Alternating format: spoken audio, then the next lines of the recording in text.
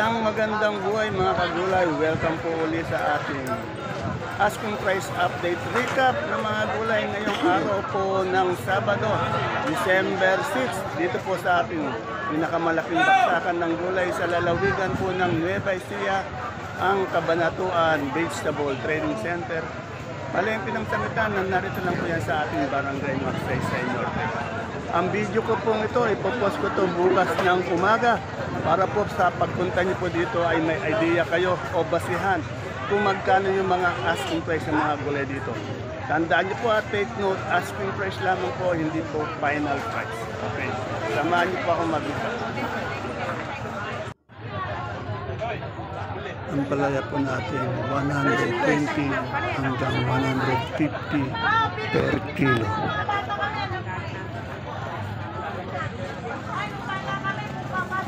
Ang ating pong bonito 50 pesos per kilo. Sa kamatis naman po 50 hanggang 80 per kilo. Yung 80 na yun, good na good po yun. Quality.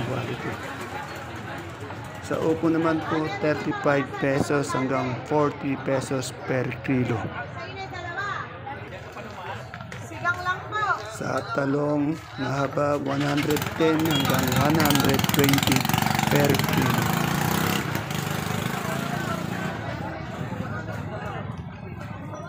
Ang ating sitaw po 180 hanggang 200 pesos per bigkis po yun. Sa kalamansi 900 hanggang 1,000 per red bag o isang burrito.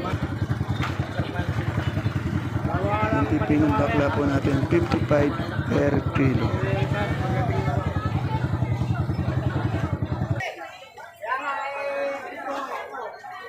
Ang Sophia naman 40 pesos per kilo.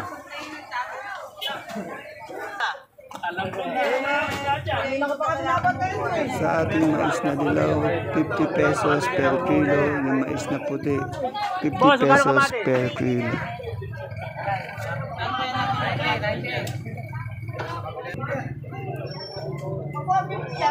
Yung ating luyang magulang 120 hanggang 130 per kilo, yung gadang 75 per kilo, yung luyang dilaw 40 per kilo.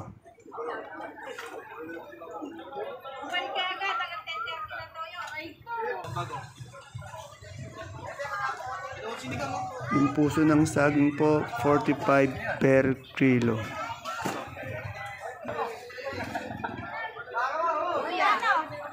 Yung ating sibuyas na lasuna 120 per kilo.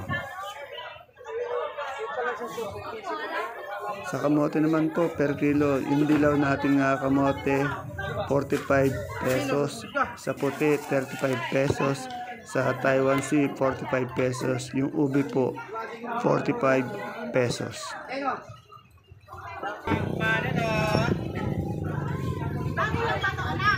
Yung ating labong po 40 pesos per kilo.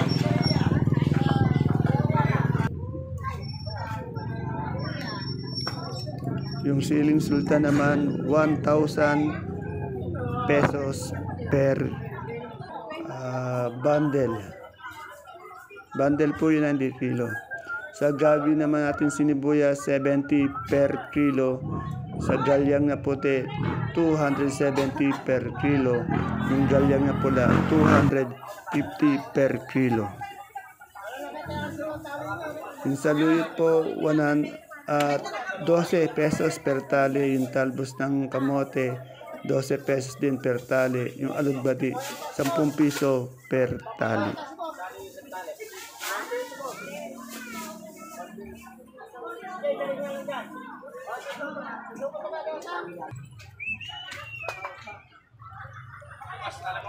Yung ating supremang kalabasa po, yung big po 17 pesos per kilo, yung medium size 16 pesos per kilo.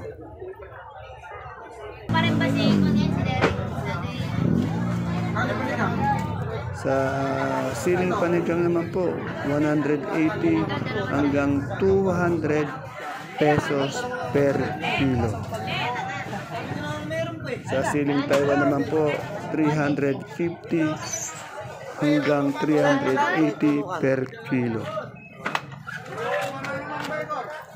At sa pipinong puti, 35 hanggang 50 per kilo. Sa pipinong bakla naman, 50 pesos hanggang 55 per kilo.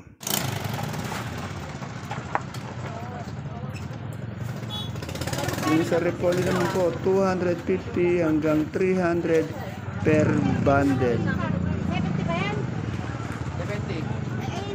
Sa ating Pechay Bagyo, 350 per bundle. Yung ating patatas po, 900 pesos per bundle.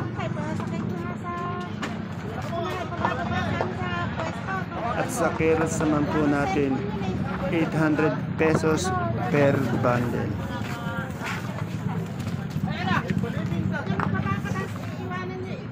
Yung sayote po, 850 per bundle. Anggol, 5. Sa pipino puti naman po, 1,000 per bundle. Sa broccoli naman po, 160 per kilo.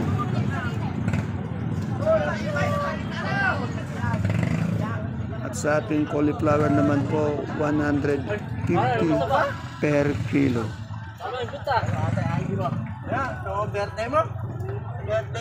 Ito po, magaganda yung green bell, 250 per kilo. At sa ating red bell o yung atsal na nila tinatawag, red bell 150 per kilo. Sa young corn po, 25 pesos per pack. At sa ating lemon po na imported, 180 per kilo. Sa ating celery naman po, 120 per kilo. At yung ating leeks, 200 pesos per kilo.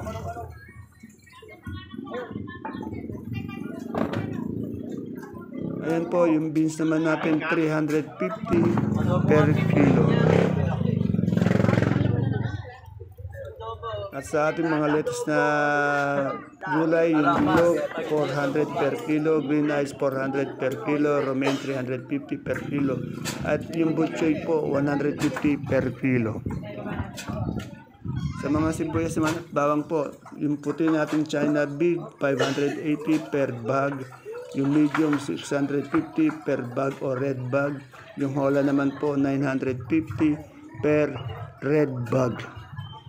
Isang buriki po yan, ha. Yung sibuyas na pula, China big, 850 per bag. Yung medium po, 750 per bag. Yung hola natin, 1,000 pesos per bag o red bag. Sibuyas na local po, 1,160 per red bag.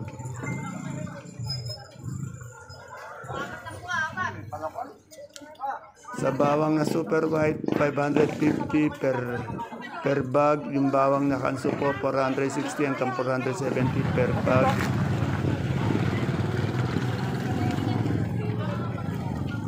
At yung local na sibuyas naman po natin yan, nasa 1,600. Ayan po yung ating pinaka-latest asking price recap ngayong araw po ng Sabado, December 6, dito po sa ating Cabanatuan Vegetable Trading Center, Palengke ng Sangitan. See you po again tomorrow for my next recap. Bye-bye. God bless us all po.